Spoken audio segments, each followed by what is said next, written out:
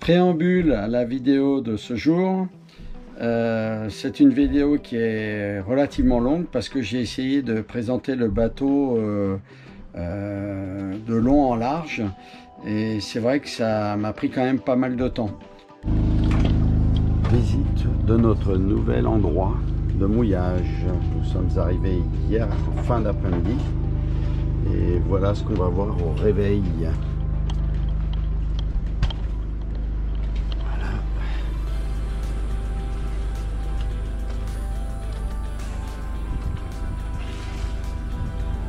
Regardez cette magnifique plage. On va mettre le zoom. Regardez ce bel endroit. Regardez comme c'est beau. Là on est à contre-jour, mais on est face à une plage isolée. L'accès est que par les bateaux. On va aller à l'avant du bateau, on va déjeuner dans cet endroit magique.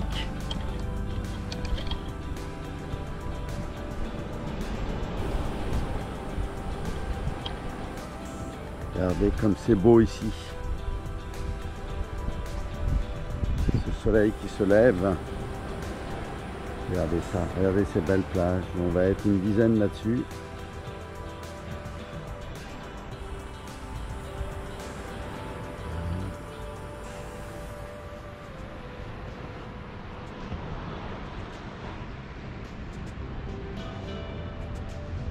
Voilà les bateaux qui sont tous au mouillage avec nous.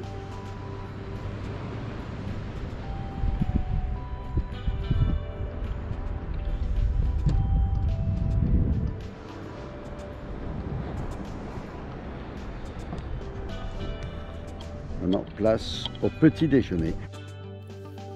J'ai fait décoller le drone du bateau pour vous montrer toujours la même vue, hein. On est toujours au même endroit sur cette belle plage. Bien sûr, j'ai attendu que je ne sois pas ébloui par le soleil. Là, on est dans l'après-midi, donc le soleil est de l'autre côté, à l'ouest. Et vous voyez le nombre de personnes qu'il y a sur cette plage. C'est du sable très fin. C'est magnifique. On est vraiment dans un super endroit. On va y rester plusieurs jours puisque, comme vous le savez, je suis toujours bloqué par rapport à la réparation de ma baume. Les dernières nouvelles, c'est que je ne la recevrai pas avant vendredi ou lundi prochain. C'est-à-dire vendredi, on sera je crois le 28 octobre. Donc je suis vraiment complètement bloqué. Mais on prend notre mal en patience en étant dans des superbes endroits.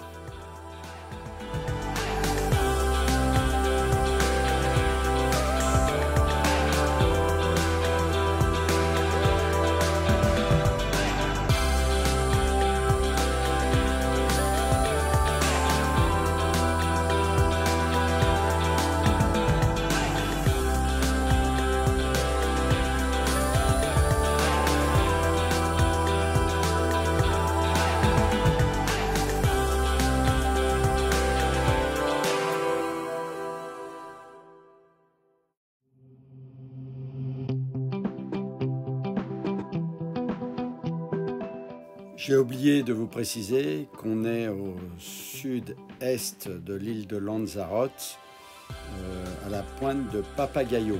Voilà, cette plage se situe par là-bas.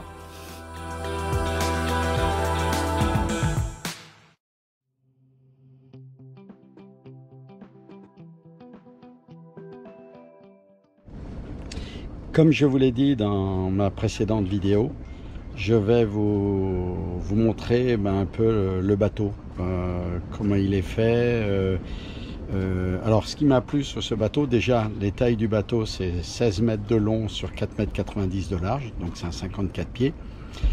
Le mât fait 25 mètres de hauteur, la quille fait 2,80 m de profondeur et le poids du bateau est de 22 tonnes. Alors, ce qui m'a plu sur ce bateau, c'est que c'est un bateau qui est assez ardent, qui est fait, c'est un croisière régate, donc qui est fait quand même pour aller assez vite. Et Hans, c'est une construction allemande. Voilà. Bon, ça ne veut pas dire, comme pour les voitures, que c'est forcément quelque chose de plus solide que les constructions françaises. On peut pas dire ça. Mais ce qui me plaisait sur ce bateau, c'est que vous allez voir à l'arrière, vous avez un emplacement pour l'annexe qui permet d'éviter de mettre l'annexe, soit de le suspendre à l'arrière du bateau, soit de le mettre à l'avant. Parce qu'on ne sait jamais où mettre son annexe quand on se déplace avec un bateau. Ben là, il y a vraiment une belle place pour ranger l'annexe. On ne peut pas la ranger complètement gonflée, mais on peut déjà la mettre correctement et le gonflage se fait très vite. Ensuite, ce qui m'a plu aussi sur ce bateau, c'est tous les équipements dont il dispose. Et je vais vous les énumérer, vous les montrer au fil de la visite. Alors, on va commencer donc par l'arrière, par l'annexe. Alors, ce que je ne vous ai pas précisé, c'est que ce bateau, donc, il y a la cale à annexe. Ensuite, vous avez 2 chambres, une salle de bain. Et à l'avant, une chambre capitaine, ce qu'on appelle une chambre capitaine, une belle chambre. Et encore plus devant, une cabine skipper. Voilà comment il est fait, ce bateau. Donc on va commencer par l'annexe, par l'endroit où on range l'annexe. Alors, pour ça, vous avez 2 accès. Soit un accès par le haut, vous voyez la trappe, voilà, un accès par le haut, soit un accès par l'extérieur. Alors je vais vous montrer pour l'extérieur, on va fermer, voilà.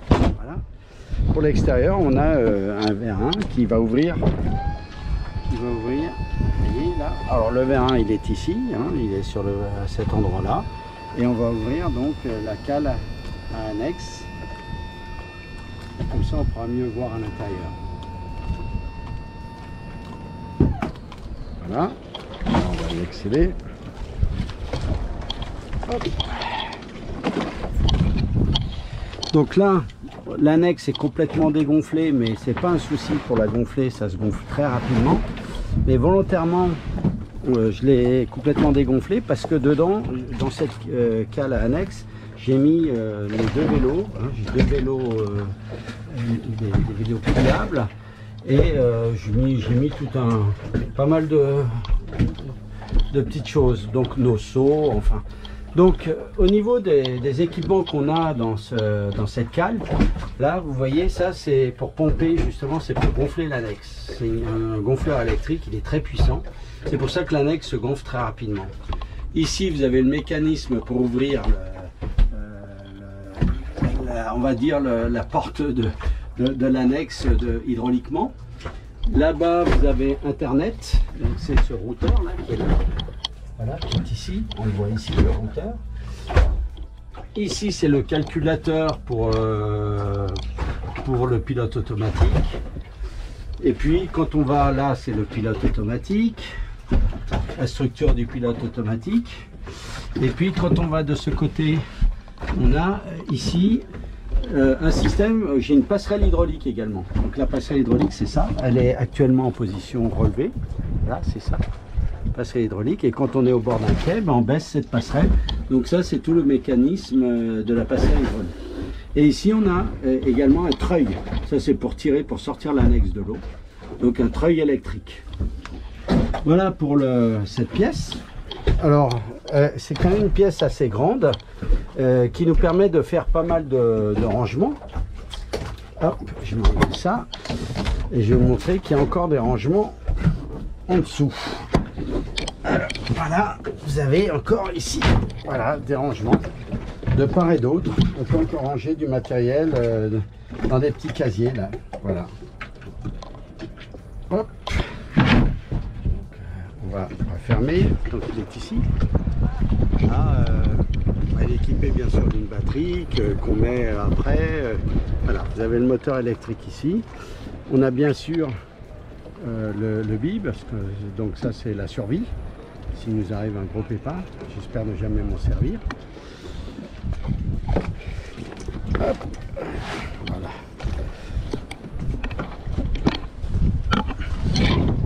Ensuite ici, bon, Au niveau du bateau, il n'y a rien de spécial, hein. Il y a nos 2 barres voilà, on a pas mal d'espace à l'arrière des barres. Et comme on va remonter tout de suite la cale annexe,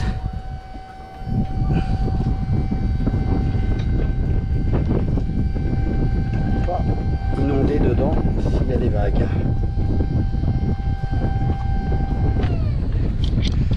Donc on a bien sûr notre traceur, je vous le montre régulièrement. Là par exemple sur le traceur actuellement on a notre mouillage, donc on surveille comment réagit le bateau au mouillage, s'il ne dérape pas. Il y a un cercle, vous voyez, qui est fait tout autour, et le bateau, s'il sort de ce cercle, il y a une alerte, il y a une alarme qui se met en route.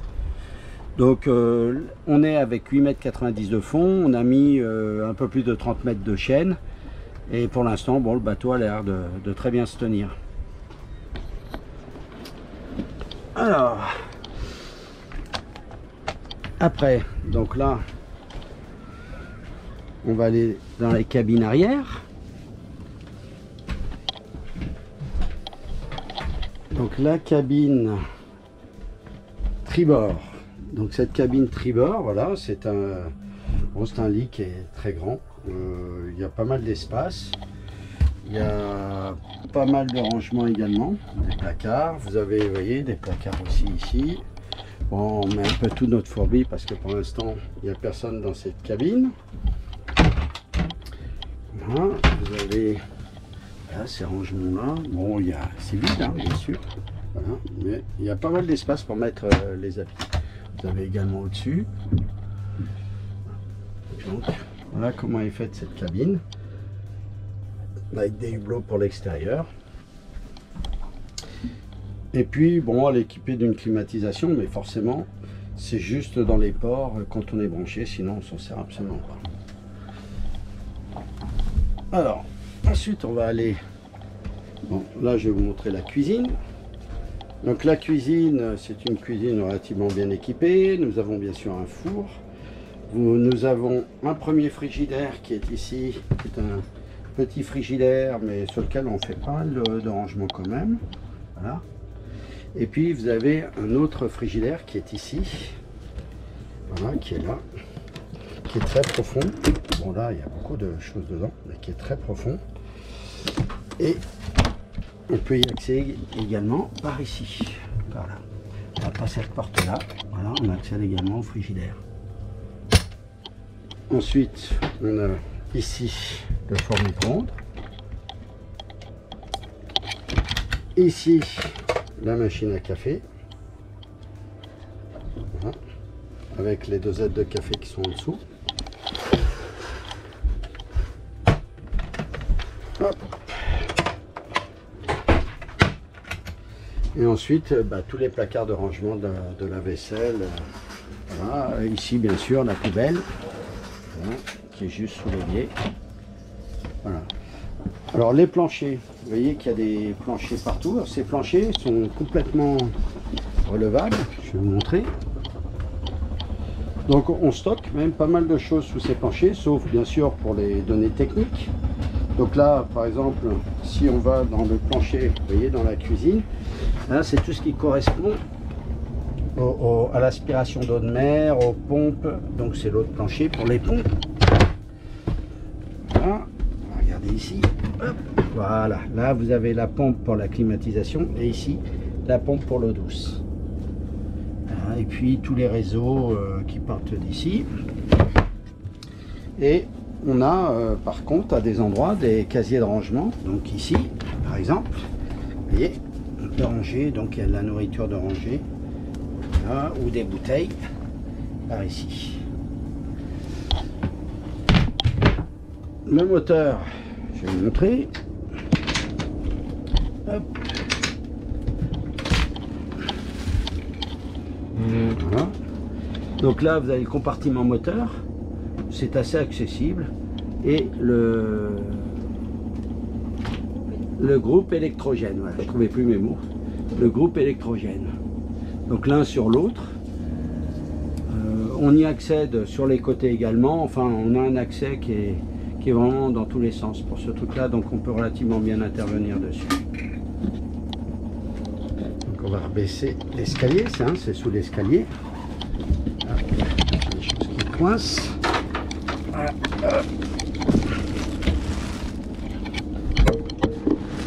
Donc là, on voit la cabine bâbord.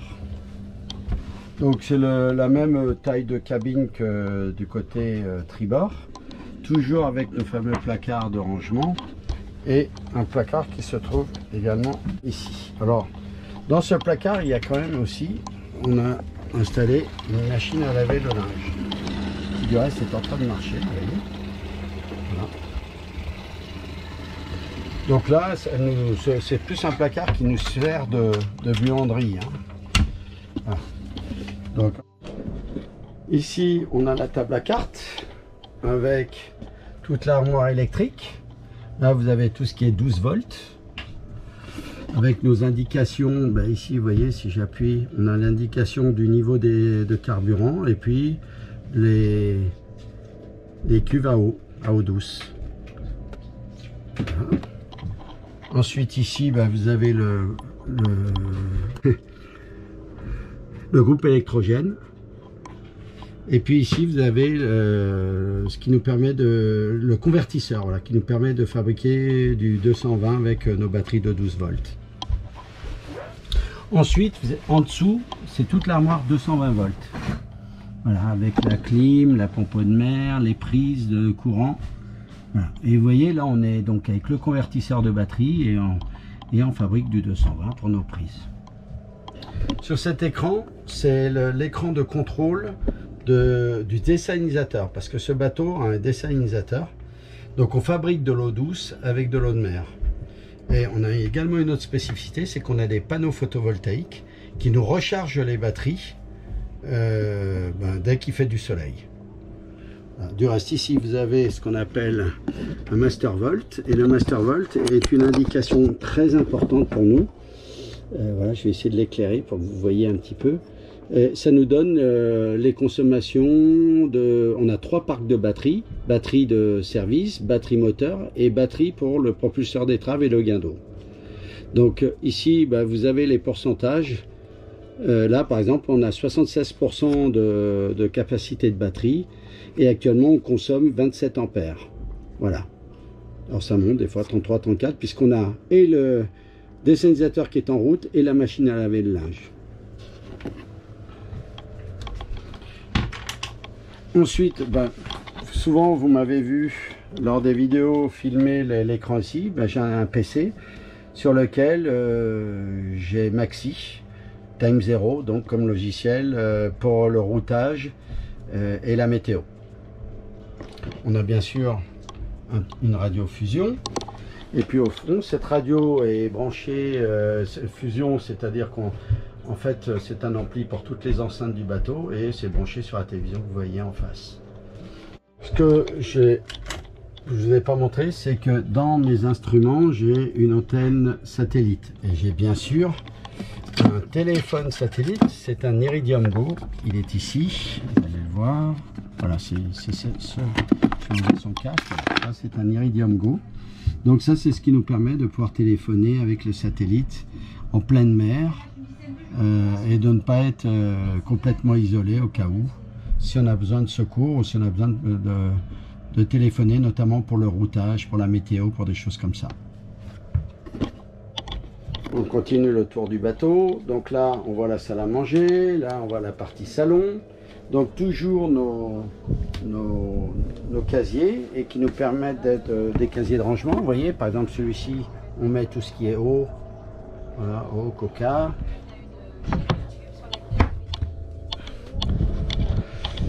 Hop. Donc un peu partout dans le bateau, on a des casiers comme ça où on peut ranger. Là, on rentre dans la cabine capitaine. Voilà, je vous le montre. Alors le bruit que vous entendez, c'est le dessalinisateur. Donc on ira le voir tout à l'heure. Voilà, il y a un grand, vous voyez, il y a un grand meuble à l'entrée, grand placard. Il y a des placards partout. Vraiment partout, partout. Même ici, vous voyez. Par exemple, on a également un grand placard. Il y a également une télé dans cette cabine et des placards partout. On a bien sûr nos nos petites vitres pour voir l'extérieur. Et il y a une bonne lumière puisque nous avons également des panneaux au plafond. Il en est de même pour la salle à manger et le carré, hein, ce qu'on appelle le carré. Vous avez des panneaux et puis des panneaux latéraux comme on voit là, et puis même encore des panneaux au-dessus. Donc il y a vraiment voilà, on a vraiment de la lumière, on a pas mal de lumière. La sortie de son contexte. On revient donc dans la chambre capitaine et on va aller voir la salle de bain. Donc la salle de bain, vous la voyez là, avec l'évier, le WC que vous voyez en contrebas. C'est un WC électrique. Donc voilà, là, vous avez les boutons de ce WC. Et ensuite, vous avez une douche séparée. Alors je ne sais pas si on la voit bien, parce que je suis un peu près. Voilà, une douche séparée. Hop.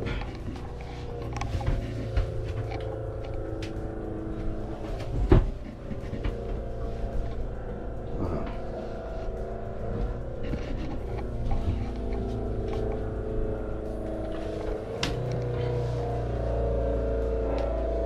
Et comme je vous disais, toujours nos emplacements pour les rangements. Vous voyez, on va regarder ici. Et ben là, par exemple, j'ai les caisses. J'ai une caisse à outils. J'ai une caisse à outils. Tiens, on a un peu des boissons aussi, mais j'ai mes caisses à outils. Donc voilà, on profite de tous les espaces pour pouvoir ranger tout ce qu'on a rangé parce qu'il n'y en a jamais assez. Et pour une transat, ce qu'on est en train de faire, il faut quand même pas mal de provisions et d'outillage pour pouvoir réparer s'il y a quoi que ce soit. Donc je vous montre dans l'autre sens avant la montée pour sortir du bateau le carré. Voilà, vous l'avez dans ce sens là. Donc l'évier à gauche. On a vu les fameuses cabines, la tribord et puis ensuite la bâbord. Voilà. Et puis j'ai omis de vous montrer la salle de bain qui était à l'arrière. Donc là, hop, voilà, c'est la même salle de bain que dans la cabine capitaine, avec les WC électriques et puis la douche séparée. On va à l'avant du bateau pour la cabine skipper. Donc là, je vais parler assez fort parce qu'il y a du vent. J'espère qu'il ne va pas trop vous embêter, mais on va rentrer dans la cabine skipper rapidement. Alors voilà, là c'est la cabine skipper vue d'en haut. Donc on va rentrer dedans. Pour rentrer dedans, vous avez une échelle. Hop, voilà. On la voit ici, l'échelle. Bon, il y a un peu. C'est une cabine où on range toutes nos affaires. Vous avez également dedans un WC qui lui n'est pas électrique. Hein. Vous avez un WC. Vous avez un lavabo avec une douche. Voilà, une douche. Et puis eau chaude, eau froide bien sûr. Et puis donc une couchette. Il y a des lumières. Il y en a une là, il y en a une là. Il y en a une autre ici. Voilà, c'est relativement bien éclairé. Vous avez même une prise électrique qui est ici. Voilà, donc cette cabine skipper, bon, c'est quand même assez exigu. C'est pas une cabine pour des grands. Faut pas être très grand pour dormir dedans, mais bon, il y a des commodités. Une personne a besoin de s'isoler, pourquoi pas. Voilà, elle peut venir là-dedans. Donc on voit l'échelle pour monter, pour sortir. Voilà, elle descend jusqu'en bas. Et donc, je vous parlais du dessalinisateur. Alors, le dessalinisateur, il est là. Il est en dessous de ça, en dessous de la banquette, près du matelas. Voilà, il est ici le dessalinisateur. Bon, c'est pas un dessalinisateur très puissant. C'est du 12 volts, il fait 60 litres à l'heure. Alors, c'est vrai qu'il ne consomme pas beaucoup. Je m'aperçois que quand je le fais tourner, mes panneaux photovoltaïques suffisent largement et compensent largement le courant consommé. Donc c'est pour ça que finalement, bon bah voilà, on le fait tourner un peu plus longtemps. C'est la seule contrainte qu'on a.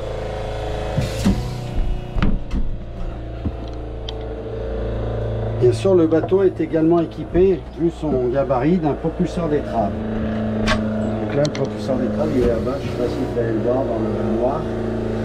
Voilà, on y accède par ce petit placard. Je rentre dedans, mais bon, il ne faut pas être gros non plus. Il me reste à vous montrer, bon, il y a beaucoup de vent. Ce que je vous montre là maintenant, c'est qu'on a un foc autovéreur. Donc c'est le rail sur lequel il y a un chariot et qui en fait nous permet de virer de bord et que le foc passe d'un bord à l'autre automatiquement sans qu'on ait à changer d'écoute. C'est très pratique. C'est aussi une des raisons pour laquelle ce bateau m'intéressait. Voilà, ça simplifie énormément les virements ou les empannages. Ensuite, je vais vous montrer le guindeau, donc le guindeau électrique, la baie à mouillage, bon, qui était assez profonde et où il y a pas mal de place dedans pour la chaîne. On est équipé d'une ancre avec une chaîne inox. Ici, vous avez également une pompe à droite sur laquelle on peut se brancher pour nettoyer à l'eau douce l'ancre. Et ensuite, ce qui me plaisait également sur ce bateau, c'est que toutes les écoutes, les drisses, les drosses arrivent à l'arrière du bateau. Il n'y a pas de winch à la sortie du carré. Tout est à l'arrière du bateau, donc vous n'êtes pas obligé d'aller vers le carré pour manier vos voiles. Et ça aussi, je trouve que c'est très pratique. Bien sûr, derrière, vous avez les winches pour le code 0 et puis pour le Genaker. Donc ça, ce sont nos écoutes de code 0 de Genaker. La passerelle hydraulique pour accéder au quai. Petit supplément, Sylvie m'a filmé en train de ramener le drone sur le bateau. Il y avait du vent lorsque j'ai filmé. C'était hyper stressant, il se décalait un peu avec le vent et il fallait que j'atterrisse sur l'avant du bateau et c'est vrai que là j'étais dans une concentration maximum. Je ne suis pas un grand manipulateur de drone et c'est toujours un grand stress, mais là j'ai réussi à atterrir correctement. Bravo, le stress, le stress. Après cette longue vidéo, Sylvie se joint à moi pour faire une grosse bise à toute la famille, à nos enfants et à nos petits-enfants qui nous manquent énormément. Gros bisous à tout le monde.